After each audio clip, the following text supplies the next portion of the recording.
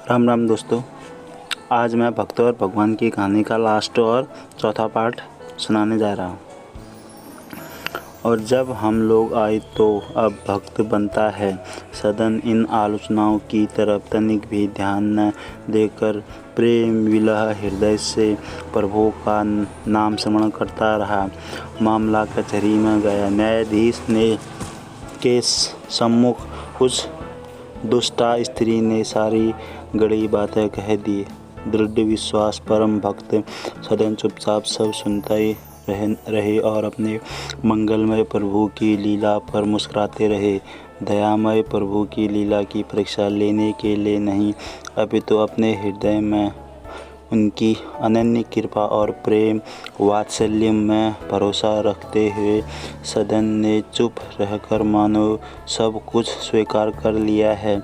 न्यायाधीश के हृदय में परमात्मा ने प्रेरित कर दिया और उसे प्राणदंड। सदन के दोनों हाथ काट लिए जाए।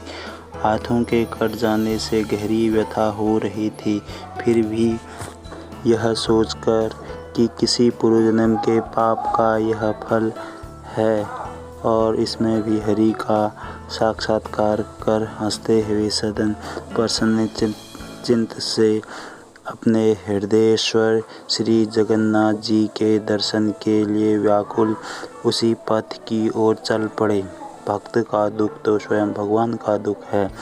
जहाँ जहाँ भक्तों पर भीड़ पड़ती है वहाँ वहाँ वे दौड़े आते हैं। भक्तों का दुख उनसे देखा नहीं जाता, पिघल जाते हैं और भक्ति की विपत्ति देखकर स्वयं उनको अपने ऊपर झेल लेते हैं। हाथों से रुधिर की धारा बह रही थी तो घोर व्यथा हो रही थी और भक्त सदन अपने प्रभु के पद में उत्साह, उमंग, प्रेम, उत्कंठता के साथ बढ़ रहा है। कितने भक्तों ने प्रभु के पद को पलकों से बुहारा है। इसे कहते हैं निष्ठा। सदन की अपूर्व निष्ठा देखकर श्री जगन्नाथ जी ने अपने निष्ठावान पुजारी को स्वप्न दिया कि सदन नाम का एक बहुत बड़ा भक्त आ रहा है। उसे लेने के लिए अभी सवारी भेजी जाए। पुजारी जी पालकी लेकर आए और सदन को उसमें बैठाकर ले गए। भक्त तो अपने भगवान से कभी मान भी कर लेता है।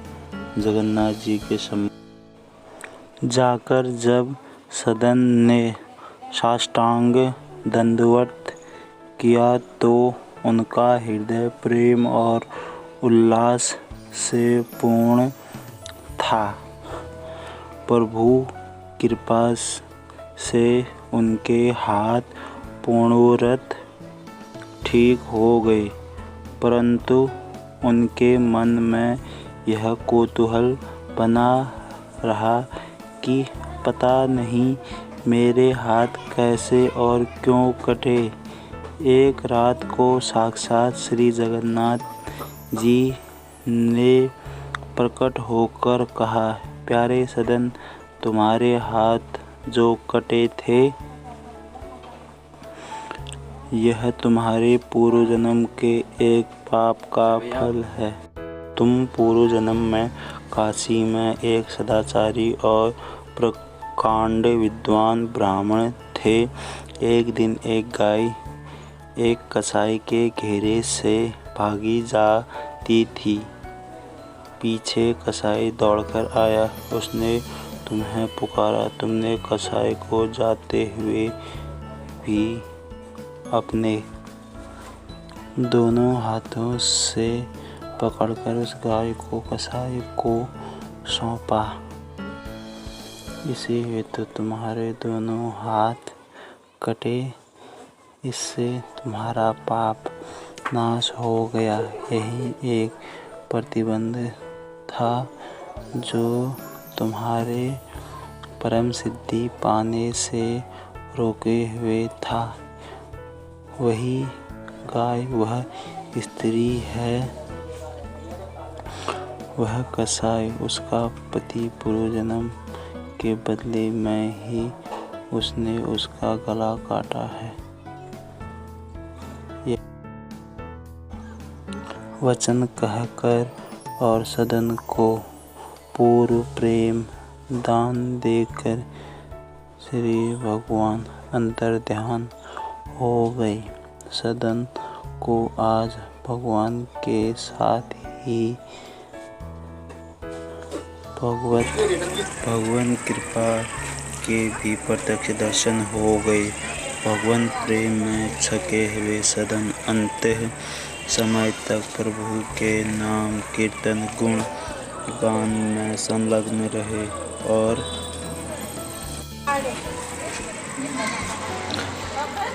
प्रतिपल अपनी निष्ठा प्रभु में बढ़ती ही रही।